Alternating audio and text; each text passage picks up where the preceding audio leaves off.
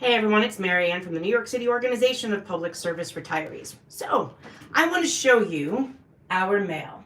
I know Unity keeps smearing us on social media, saying to us, how are they funded? They must be funded by the Koch brothers or some conspiracy theory. But that is not the case. We are literally funded by New York City retirees. One by one, every one of these envelopes comes to our facility, our bookkeeper, and he has to open up each one of these envelopes, and he has to open them up, scan all of the checks in, and then deposit all of these into our bank account. So this is retiree mail, and I'm going to show this to you. Retiree mail. Every one of these letters comes to our bookkeeper from another New York City retiree, every single one. And I get batches of these every single day coming from our bookkeeper. So I wanted to read a few of these to you so that you know exactly who the people are. There's no big corporations, there's no anti-union anything. When a retiree is faced with a situation where their earned invested healthcare benefits, especially a federal public health benefit of Medicare, being taken away from them, you piss people off. Don't ever strip people's health benefits away. And so I want to prove to you that our mail is literally all to New York City retirees. So here's one letter. To whom it may concern, thank you for fighting for our medical benefits. I am truly grateful for all your hard work. Carol, a New York City retiree, 35 years at the New York City Department of Planning. And she's from Brooklyn. Here's Steve. I love Steve. Steve always sends me a beautiful card and a magnet, which I love. Thank you so very much. I am looking up for you. Hope shines brightest in the darkest hours. Steve, thank you always for these cards. I love them very much. This is Edward from Forest Hills. He sends me a little card. Best of luck, Marianne, against Eric Adams, New York City retiree. Here's another card from a retiree, UFT, I believe, Tampa, Florida. And this says, Dear Marianne, I'm so very grateful. Thank you for your kindness. Thank you for your incredible strength and resilience. Best to you always, Joyce. This one is from Susan in New City. Susan says, this donation for the New York City Organization of Public Service Retirees is in honor of Marianne and the hardworking team who is helping our retirees. Thank you, Susan. Thank you, Susan. Here's another card. Bob, this is from you. This says, Dear Wonder Woman, here's a donation for the cause. You are amazing. I love you, Bob. And then this card is from Staten Island. Dear Retiree Administration, thank you for your dedication and hard work. Your efforts on behalf of all of us with New York City retired public workers is greatly appreciated. Phyllis. You're welcome, Phyllis. So to any UFT Unity person who does not believe we are funded, I've got the mail to prove it. Thank you for all you are doing for all of us, New York City Board of Ed. You're welcome, my dear. Bobby Sapienza. Bobby, I love you. Thank you so much for your support and firefighters up in the Mahopac, Hudson Valley area. Thank you for all of your hard work. Gail, you're welcome, Gail, and Gail's from Brooklyn. This is from little card. And it says, enclosed is our April contribution to our legal fund, hoping for a favorable outcome next month. Thanks for all you do. Phyllis and Ralph, UFT retirees. Here, you don't believe me? I'm going to block out their name. UFT retirees. It says UFT retirees. So UFT Unity, stop smearing your retired workforce. Retirees not only are resilient, we pretty much know more than you guys active workers because we've been doing this for a hell of a lot longer. And so they're funding this fight that they never should have had to fight in the first place. This is from Mr. and Mrs. Joe. This says, Linda and Joe. It says, thank you I don't know where we would be without all of your hard work and care. God bless you. Retired 831. You are welcome. This one's from Maxine. UFT. Marianne, I am sending my monthly donation. You are a force to be reckoned with. Thank you and the moderators so very much. Stay well. Maxine. You're welcome, Maxine. This one is also from New City. Dear all of you volunteer retirees, thank you once again. I am enclosing another check for $50. I sincerely appreciate all that you and everyone are doing. You're welcome. Here's a card from Carol.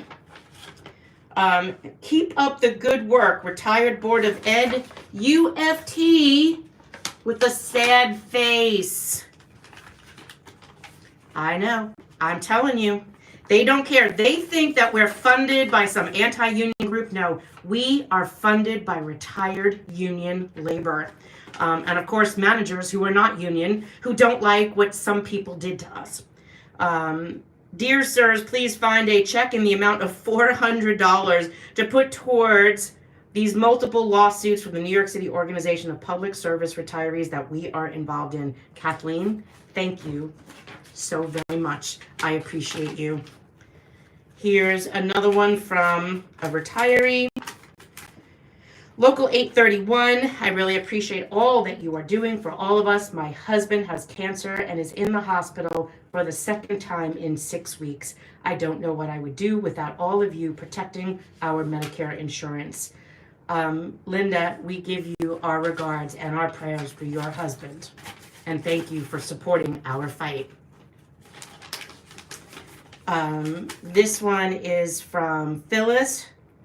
Phyllis sent $200. Thank you for all you do. I greatly appreciate your work. Thank you, Marianne, and God bless you all. You are welcome, Phyllis. This one is from Janet. Janet says she's a retired New York City police officer. Please find a check in the amount of $200. The aforementioned check is to be used for the defense of New York City Organization of Public Service Retirees litigation. I, as well as all retirees, really appreciate all your hard work and the hours you have and continue to put in to defend us. Without your help, we probably would have not gotten this. We probably would have not gotten this far. You are the best, all of you. Thank you for your time and consideration. Thank you, Janet. P.S. I am sorry for not donating for a few months. I am dealing with some medical issues. Janet, don't worry. We got you. And thank you for supporting us. And this one is from Daniel. And Daniel says, thank you for all your hard work and representing us retirees, retired FDNY. You guys are welcome. And I want everyone to know this because we truly appreciate everything that you guys do. In supporting us. I mean, I know that this takes a lot of work, a lot of time, and we're fighting this almost 4 years, right? Or just 4 years. Yeah, 4 years, because we started in like March, April of 21. But to the UFT Unity, who doesn't think that we are supported by retirees, I am showing you that all of these cards come from retired workers. And where they doubt where our funding comes from, you're free to go look on the IRS website and go check out our funding. Because we have to report to the IRS any large donations or corporations or whatever that donate to us, and we don't have any of that.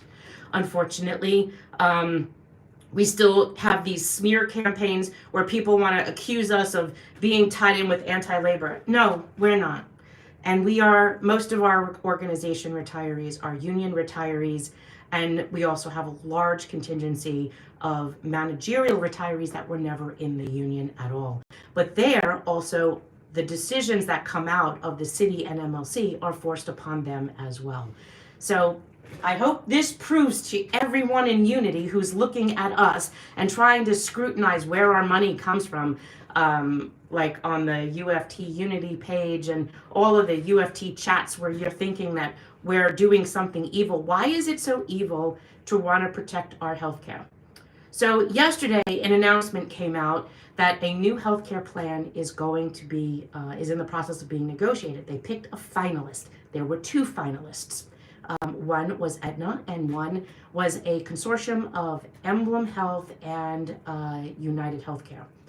they're creating a national plan so that retirees, whether you're in New York City, Florida, or Iowa, or California, that you'll have a healthcare plan where you actually have doctors in the network. We have a series of questions that we're wanting to ask, and if you go back to our YouTube channel, NYC Retirees on YouTube, you should be clicking to subscribe and like our channel so whenever we do a video and something comes out, you get notified. So please do that. To let you know that we did a video on April 30th, I believe, based on an April 28th MLC memo that came out. And that memo was very telling. If you remembered, I put the memo on the screen and I told you what they were trying to tell you in that 2-page letter.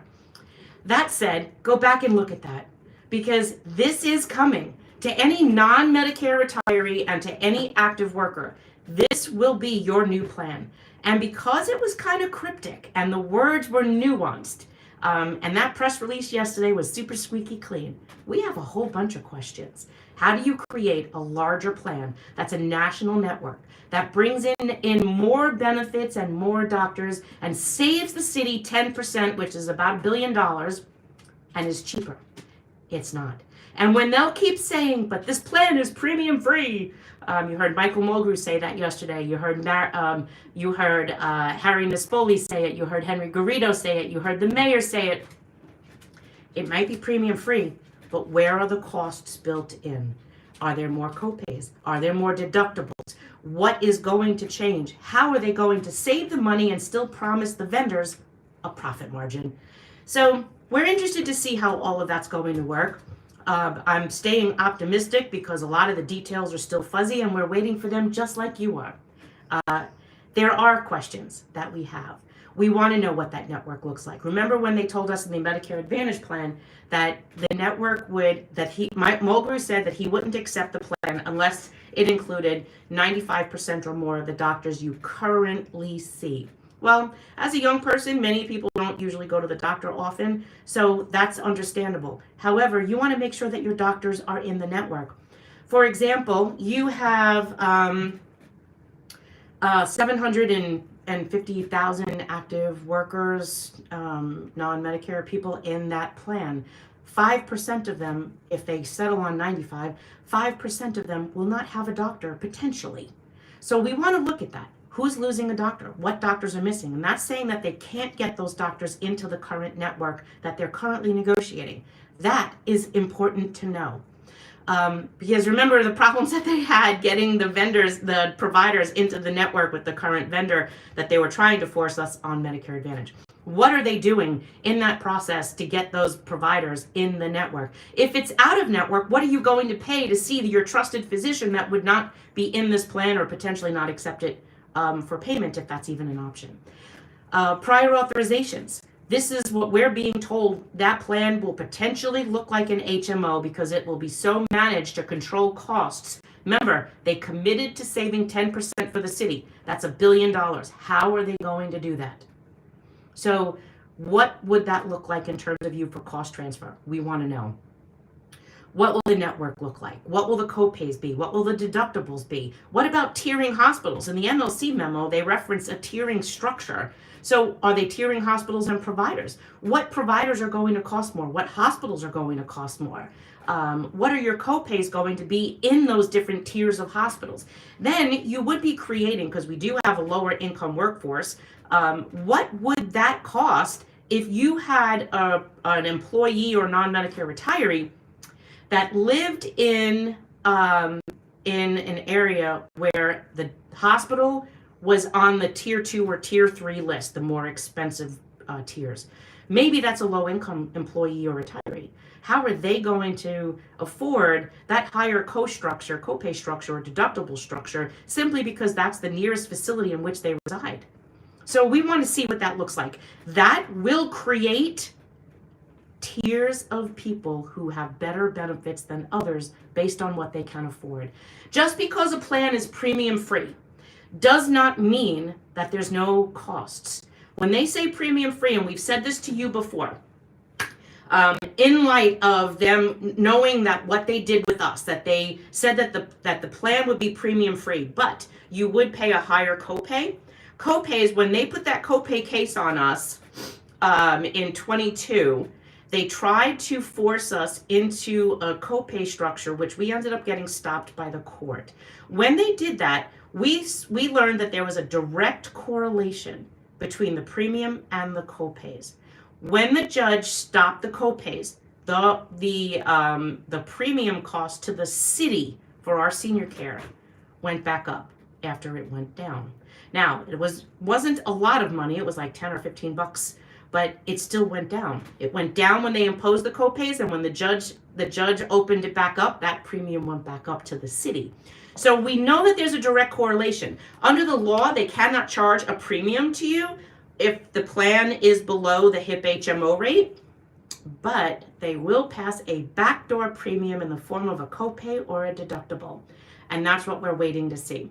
So stay calm, guys. I'm sure that not only as this triggers along, this goes along, your lawsuits will be triggered by maybe Anthem because they were kicked out of the New York City Health Program, as well as Aetna for not being chosen. Remember, Aetna did file a lawsuit with the Medicare Advantage plan implementation back in 21 because they were kind of sore losers about that, and they didn't like the way that the implementation was done, the selection of the vendor. I expect potentially that Aetna would file a lawsuit. I also know that Anthem, and I know Gerald and many of you guys are following, there's a sealed docket on this Anthem case that was filed a year ago. That will probably be escalated after this is resolved. So there's a lot more to happen. This could potentially be jammed up for a while.